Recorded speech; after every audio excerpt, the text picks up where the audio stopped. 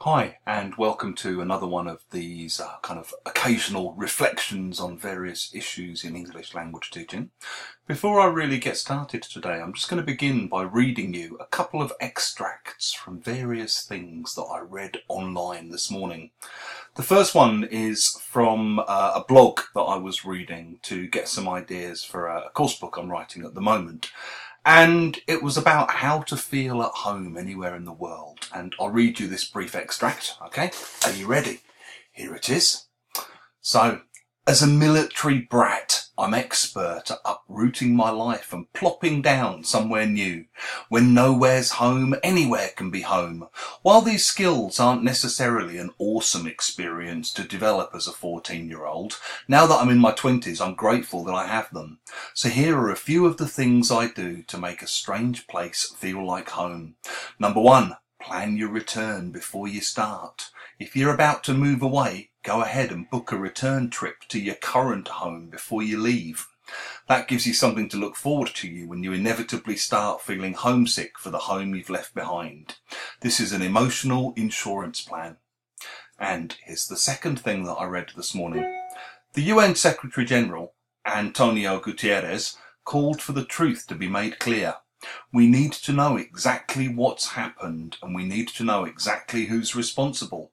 And of course, when we see multiplication of this kind of situation, I think we need to find ways in which accountability is also demanded, he told the BBC. Saudi Arabia's been under pressure to explain what happened to Khashoggi after he entered the consulate building at 1:14 p.m. on 2nd of October. Turkey claims the exiled journalist and critic of Crown Prince Mohammed bin Salman was murdered by a hit squad sent from Riyadh.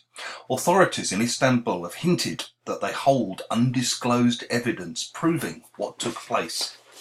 Now, the reason I'm beginning with both of those is because if I asked you what level those two texts were, almost certainly you'd tell me they were advanced or proficiency. And you'd be right. If I asked you what grammar was contained within those texts and what made the grammar advanced, you might find that a slightly more difficult question. Because in the first text, it's basically the present simple. As I am expert at uprooting my life and plopping down somewhere. When nowhere is home, anywhere can be home. These skills aren't necessarily. Now that I am in my 20s, I am grateful to have them. Here are a few of the things I do to make a strange place feel like home.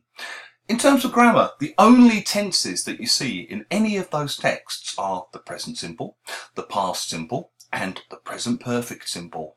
No future perfect continuous, no third conditionals, no mixed conditionals, no past perfect continuous, no complicated passive constructions. And yet, you think of the many hours we all spend, or all have spent over the years, teaching sort of intermediate, upper intermediate, advanced students ever more increasingly obscure grammar structures, or going over grammar that they've done time and time again. Basically, what makes people advanced users of English is very little to do with grammar.